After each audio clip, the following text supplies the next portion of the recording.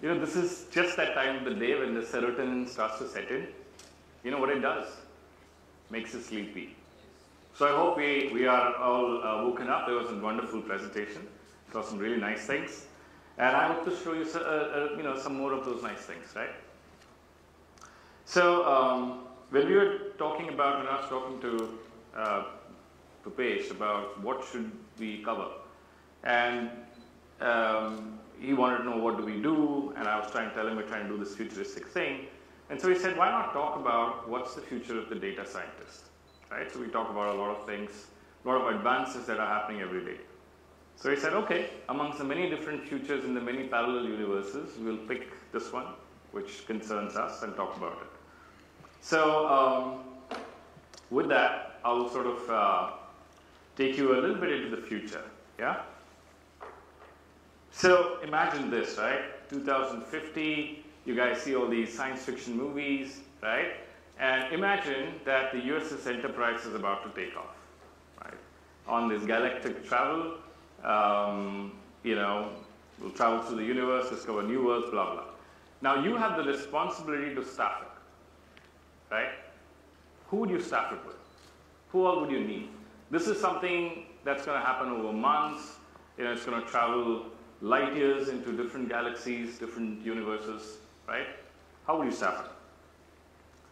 You'll have medical officers, engineers, you'll have, scientists, geologists if you're going to land on a new planet. And obviously, you're light years away, so you can't just plug the data back, hey NASA, analyze, send back. You got to do everything there. It has to be self-contained. So by the time you finish the head count, right, by all the specialists, you probably have to take a quarter of Navi Mumbai with you, right? Now we can't have that, right? So what's the answer? Science fiction gives us the answer. Science fiction is really just reality that's not arrived yet, right? So how did they solve it? You guys have all seen these movies, right? How did they solve it? Right? Do you recognize it? Yeah? R2 from Star Wars. He can be a navigator. He can be a pilot. He can be a weapons officer, whatever. So the whole idea was that if you have to scale up in capability without necessarily scaling up in quantity, right? And in a way that you can speed up as well as you scale up, then what do you have to do? You got to virtualize cognitive skills, right? So if you look at everything that we do as data scientists, these are all cognitive skills that we have. Yes, we look at data, we look at information, but information is information. Information doesn't solve anything, right? It's just an input to insight. And a lot of times people use information and insight interchangeably. It's not, right? What were the sales last week? How's that going to help you do anything, right? You can do a rear view performance evaluation, but it doesn't answer what you're going to do tomorrow. But when it feeds in, when I use that to now build a forecast about what possibly would happen in the next 3 months or next 1 week, then I have something to work on, right? Those cognitive skills are what we need. So what's the gap? Why can't we do that? Why can't we build an R2 today? Right? Where's the gap, right? This is what the view looks like. If you look at, and I'm hoping there's a lot of data scientists here, you can tell me if you see this, right? So if you look at the data science team in any organization today, we've carved it out into business as usual and competitive advantage, and I'll tell you why we've done it that way. Imagine this scenario, right? I'm the sales leader, so I'm like, hello analyst, I need a sales report. But you have it on Tableau or whatever other PI tool they might have. No, but see, I comp my sales guys on X and Y product, but not Z. So I need a report that tells me what's the fraction of X plus Y, but not Z, as a total of the sales. And it's not on Tableau, right? Okay, on it. How many of you have done this? Come on, be honest, all right? Right? I mean, if you look at it globally, globally, 40 to 60% of all the analyst time goes in doing these data pulls. And these are data pulls, right? Sometimes the BI guys call them analytics, but it's really just a convoluted data pull. Once you're done with that, then you come to the business of building models, right? So you're building predictive models. You're trying to build, propensity models, risk, fraud, supply chain, forecasting, all kinds of models. And how do we build them? What groundbreaking work is done? Very little, right? In the last 2 decades, if you see, the models fundamentally remain same. Regression, logistic regression still rules, right? There is incrementality in terms of trying new methodologies. There is some incrementality in terms of bringing in new data. Fundamentally, the process remains same. Fundamentally, the models more or less remain the same. And in fact, sometimes they're actually the same. You just do model calibration, right? And you do model monitoring. How much time is left over after that? Very little, right?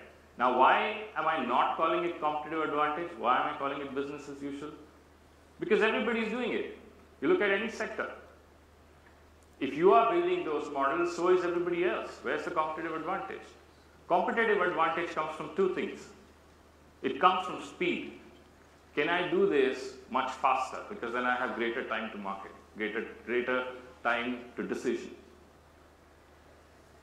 It also comes from trying to tackle entirely new forms of insights using new forms of technology, new forms of data and methodology. But I don't have time left for it. This 20%, frankly, I'm being generous. Maybe a P&G gets close to it or Unilever gets close to it. In most organizations, you could just drop the 2 out of the 20. That's what it is like, right? What do we want it to be? Right? We want it to be this. We want it to be inverted. Why can we not reduce the business as usual activity to 20% or less and let the analysts do what they're supposed to do, build competitive advantage? Right? So what's stopping us? So let's look at, this is slightly abstract, but it's very important to understand, right, in the context of all the terminologies that get thrown at us, right? Eventually what we are saying, we're saying data science has to help us do cognitive decision making, right? Now if you look at it, how from forever till pretty much recently, you made decisions either through intuition, right, inky, pinky, punky, right, or you said, I'm going to use some data, some form of insight, right? In the late 20th century till present day, this is where we are. What have we done? Because computing power has evolved, because econometric theories evolved, right? We said we can now use science to help us make decisions, and that actually helps, right? And so it has moved into this side. Now this is at the heart of what I'm trying to tell you. Right? These 2 simple boxes. Because what is happening is technology is addressing this. You keep hearing the word automation, right? Even when we are talking about AI, we are talking in the context of automation. We are talking in the context of BI, which is information. You don't take decisions on information. You need insights, right? Now, where does that come from? That comes from the human-centric layer. What's the difference between the 2? The fundamental difference today is that technology continues to address what is inherently process and rules, right? What the human layer is doing through all the analytics is addressing ambiguity. Because it's not, you can't apply a rule. You have competing probabilities. How do you accept it, right? How do you not accept something, right? That's what the human layer does. But that brings us to the challenge of the spaceship. How do I have 50 analysts fit into a space for 1? Right? And time. We are humans, we are not machines. We will take a certain amount of time to do a certain amount of things. Right? So fundamentally what is happening is if you look at the value chain of insight generation, there is a bottom half that goes from data storage, ETL, extraction, visualization. Right? Even new technologies like AI have mostly focused on that part. That takes you from data to information. The next part which is information to insight, that is still very human-centric. There are tools available for humans to work on, but you've got to work on it. Right? So what will be the future then? The future has to be where machines, they continue to do obviously the whole process and rule-based stuff. More importantly, they learn how to address ambiguity. Right? How do they do that? How do you take ambiguity, how do you address ambiguity with the human outside the loop? Right? Artificial intelligence. We are using today artificial intelligence to deconstruct language. Right? We're saying, I have a question. Can I make the machine understand the question and go find things? We're using it for search. Right? But is that really the true power of artificial intelligence? The true power of artificial intelligence lies in its ability to learn. And if you can learn, right, then your cognitive abilities develop. We know that. That's what we learn, right? As kids, that's how we grew up. So what would a virtual analyst look like, right? So you have the core layer that we're already seeing, that you're seeing a lot of solutions. I won't get too much into it. But we're essentially talking about descriptive stuff, where, what, who, kind of stuff, right? We are also talking about some layer of diagnostic coming through semantics, right? We just heard a wonderful presentation on that, right? But that's still more or less rule-based, right? Where does it become a true analyst? When we get into predictive and prescriptive, right? Now there are, one would argue there is predictive there today, in some of these solutions and tools. But they're predefined. They're purpose-based. If it's a solution that does fraud detection, it will only do fraud detection. You can't ask it to, predict weather, right? A true analyst should have the ability to understand how to look at data, how to draw patterns, how to make conclusions. Then you can throw whatever data at it, isn't it? That's where it needs to be, right? How would it work? This is how it would need to work. You ask a question in plain English, right? So the first part, which is also AI to a certain extent, right? NLP breaks it down, understands what is being asked, goes to the data, Now up till this part, you would have seen a lot of solutions addressed. What do we want to do? We want to take it further. We want to trigger algorithms. We want to trigger rules. Sometimes it's a combination, right? Think about how we make decisions, right? Create visualization. And once you create visualization, you don't stop there. Because you have to give a decision. That's the end point, right? And so make the right recommendation. All of this should happen instantaneously. Something that takes the best of analysts in certain situations between, sometimes months. Building a complex attribution model, it'll take you months, right? Do we have the time for months? In 2 decades that we've seen data science take off from the early part of the century, our process, our methodologies fundamentally remain the same. Our businesses have completely transformed, right? How you buy insurance today, how you buy groceries today is very different. Today you do that in literally 60 seconds, you'll open your app, you'll select done. So your analytics has to feed in that time. Not just information, but the insight and the decision and the recommendation, right? So this is something we've done. I thought I'll introduce you to a little bit of future. We started with the idea of building a full virtual analyst. So what that meant? It meant that it should be able to replicate everything that the human does.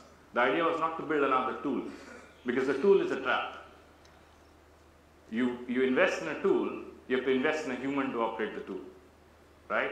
So we said we want to build the virtual analyst in a way where it approximates a human analyst in all forms except physical form. Okay? And I'll show it to you now. Yeah? Can you switch over? This is what you'll see is going to be live. Everything's going to be live, right? So we'll ask Leni, right? So right now, the data that Leni has access to, the use case that we're talking about is a pharma use case. The reason we picked pharma is that it is particularly ambiguous.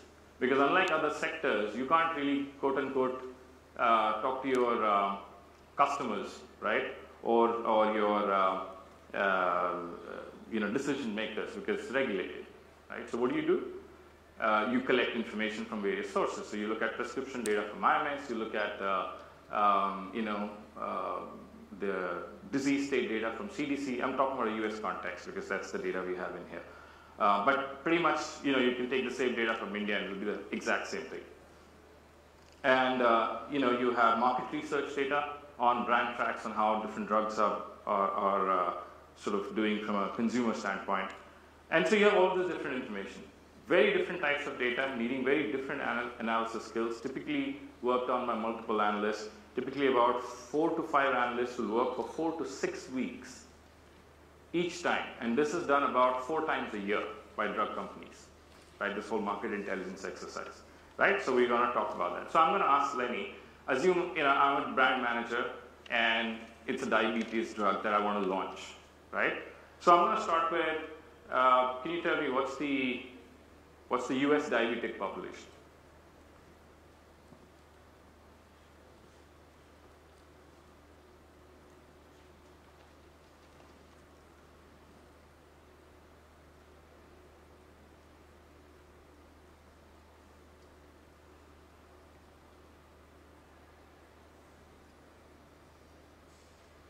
So I didn't have to point it to a data system.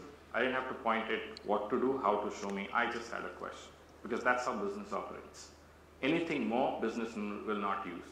90% of business leaders do not touch tablets. They will say, hey, analyst, can you pull these 3 numbers, give it to me on a slide, right? Because it changes the way you're asking them to interact, right? How do they interact? Ask a question. So you ask a question, Leni figures out the rest, right?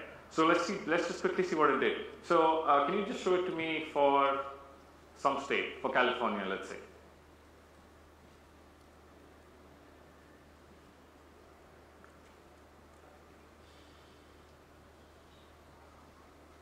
So your internet's a little slow. Leni's a little faster than this normally. So. What you're seeing here, by the way, is Leni showing you how she learns. It's already figured out that the data you need for this is the epidemiology data, not the market data, not the prescription data, the epidemiology. So it's already figured that out. But what it's saying is found 3 of those. Which one do you want to look at? Right? This is typically happens in the learning phase. In a full setup, post-learning, Leni won't even ask you this. Right? So let's just say, go. So you have it. And you can see it's filtered for California on its own, right? Because I asked it for California. But let's jump the game, right? I want to now see I'm launching a brand, right? I want to understand what drives communication. So can we see what are the drivers of brand awareness, for example? Now, this is a very complex question. Because what have I asked Leni to do? I've asked Leni for drivers of brand awareness. So what does she have to do? She has to figure out that there's a target variable called brand awareness. She has to figure out which data set should she go to, what variables would impact it, what is the transfer function between them, build a model, right, and show me the results, right, and to say what is the impact of different drivers.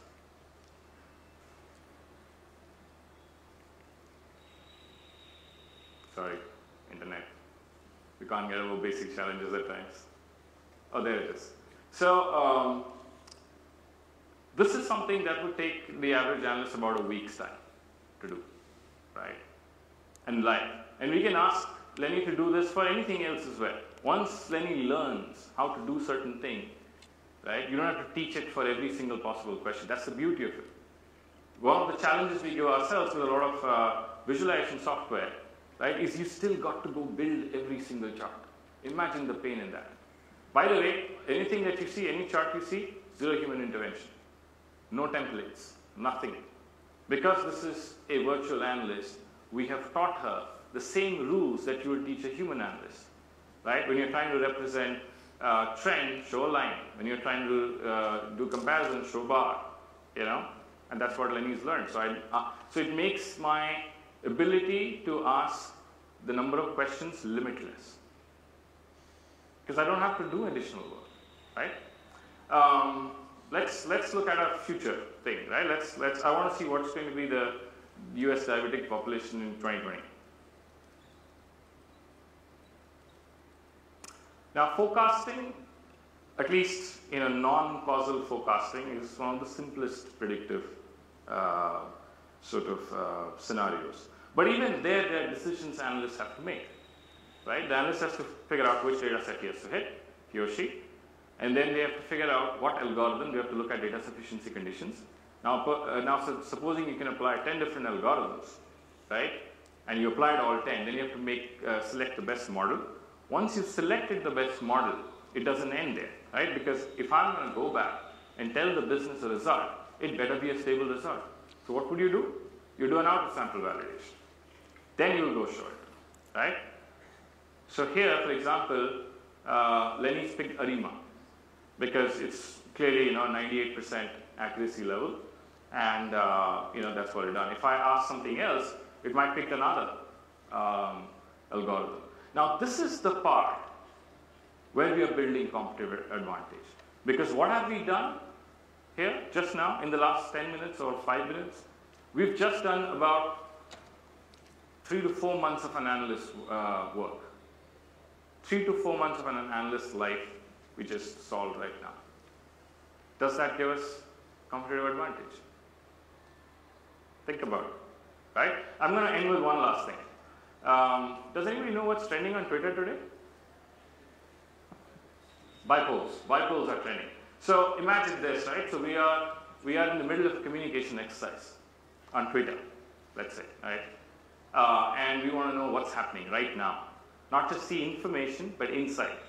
Information would be how many tweets, retweets, big deal. But what is important?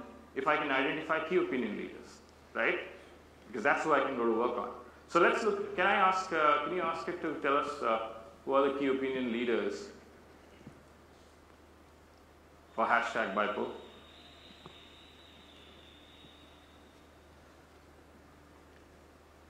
This might take a little bit of time over the internet connection we have. Because what Leni is doing right now, it's pinging the Twitter server live, the public API. It's extracting, it's trawling through all of that humongous data to extract #Bipole. Once it extracts it, it's going to build an entire network diagram. So use the algorithm to create a network diagram and show it to us. As you can imagine, it's a resource-intensive exercise. Needs a little bit of. Oh, there we go. Right? Can you blow it up a little bit? Yeah, I think that's fine. That's fine. Just rotate it for us. Just go to any of the orange balls. Okay, and any of the other ones, anybody you recognize? Okay, we recognize him. Right. So what has Leni just done? It has now built a complete map of all the tweets in the last 5 hours relating to #Bipole live for you. Right?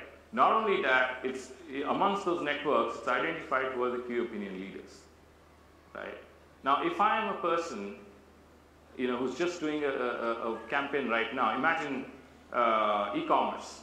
Right? Campaigns are like this: launch today, end tomorrow, start a new one. How do you change things mid-course?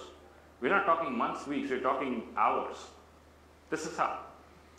Right? So I'll leave you with that much. Okay. Hopefully you got a taste of the future. Thank you for your time and your attention.